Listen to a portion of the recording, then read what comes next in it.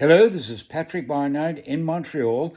It is February 5th, 2025, and this is the second edition of the International Press Review. President Trump thinks Canada will cave in. We will never, ever bow down to a bully.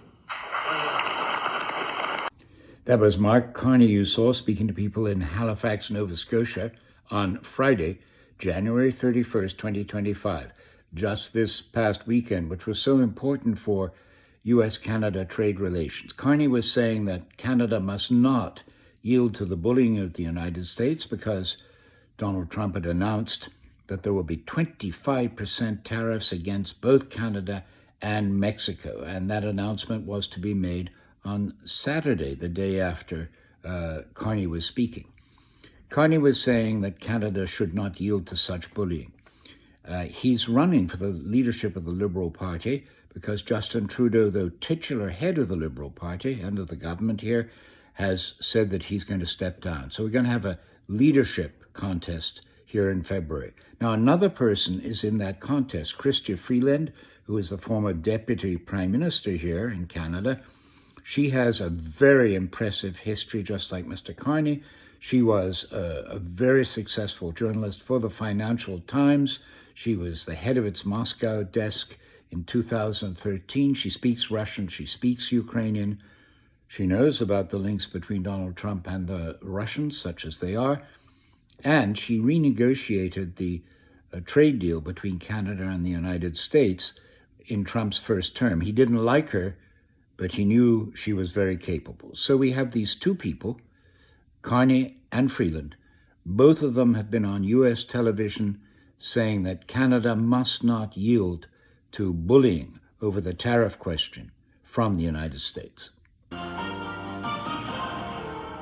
On this Saturday night, Trump's incoming tariffs. The U.S. president opens the door to a full-blown trade war with his neighbors. There could be some temporary short-term disruption, and people will understand that. The impending economic tailspin for Canada and Mexico.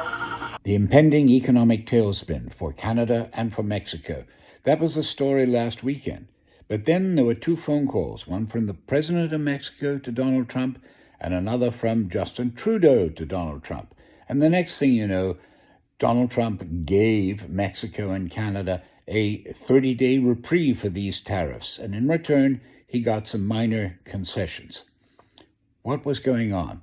Well, the answer is that on Monday in the newspapers, there was a tremendous backlash from the business community and was best reflected in two establishment papers, the Financial Times in London and the New York Times in New York.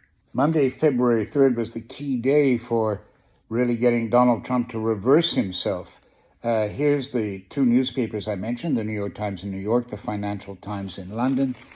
The Financial Times headline says it all, I think, so I'll just turn it around and read it. Trump faces backlash from business as trade war sounds inflation alarm. That is the consensus view among economists that tariffs, the full 25%, if that was to be applied, these tariffs against Canada and Mexico would immediately cause inflation, not only in Mexico and Canada, but in the United States itself. The very well-known economist, trade economist, Joseph Gagnon, told Al Jazeera this week that, in fact, Detroit would be destroyed if the full 25% tariffs were applied. Why? Because the two auto industries of Canada and the United States are so highly integrated. Sometimes parts will go back and forth 7 times for a finished car, and each time that part would be subjected to a tariff of 25%.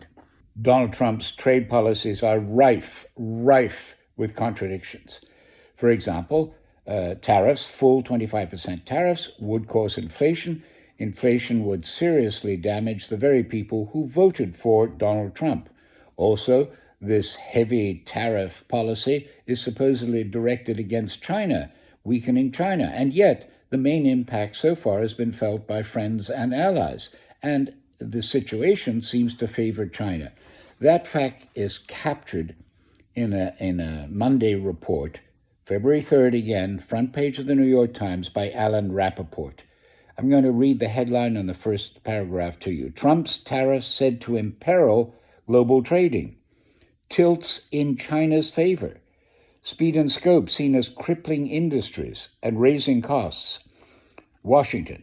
President Trump's move this weekend to slap sweeping tariffs on Canada, Mexico, and China is threatening to fracture the global trading system and a world economic order that once revolved around the U.S. economy that prized open investment and free markets. The central contradiction of what you might call Donald Trump's recent tariff threat policy is that it seems to be directed against friends and allies and not against supposed enemies. There was a threat of a 25% tariff against Mexico, against Canada, both in violation of existing trade treaties, and yet China was only threatened with a 10% tariff. What is going on here? I found an answer in a French magazine called Le Monde Diplomatique. It was written by an American, Michael Clare. I read it in French. He teaches at Hampshire College in Massachusetts, and he's been studying American strategic policy for years. Here it is, The Geopolitics of Donald Trump. I read this in French, and Claire's explanation is fascinating. He says what's going on now is an America First policy, a self-conscious attempt to resurrect an American empire along the lines of James Monroe. And this has very precise implications, according to Claire. What this means, America First, or MAGA, is that your first antagonists are your friends and allies, because Claire says the United States now under Donald Trump is seeking to escape the grip of relationships between friends and allies, and also wants to loosen its ties and alliances, and particularly NATO, and go it alone. This is an extraordinary turn of events. That is what is happening, and Michael Clare, in his analysis, really hits the nail on the head. How real is all this bluster and propaganda? Unfortunately, I think it's very real. You see here in this photograph two national magazines in France, the Nouvel Observateur and Le Point. And the Le Point cover is really telling, c'est du brutal. This is brutal, the geopolitics of force. That's how they describe the Trump administration. And that's how it wants to be described, I think. The Nouvel Observateur has simply the cover and the title, The New Imperialism.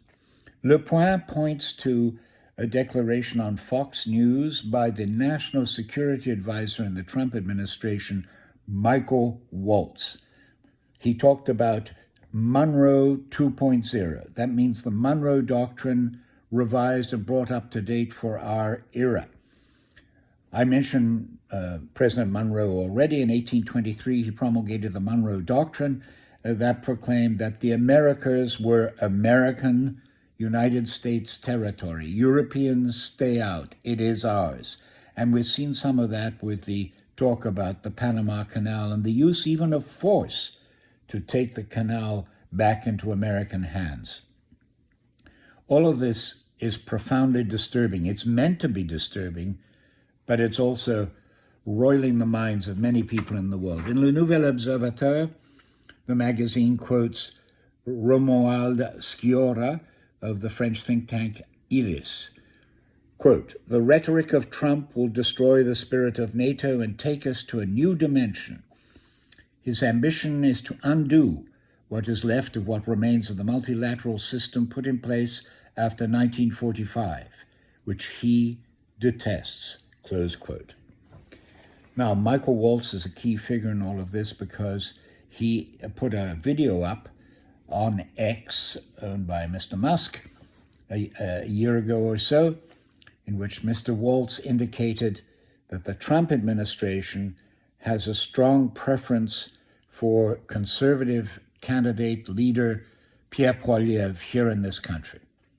Pierre Poilievre is the Trojan horse of this kind of politics of force in the United States.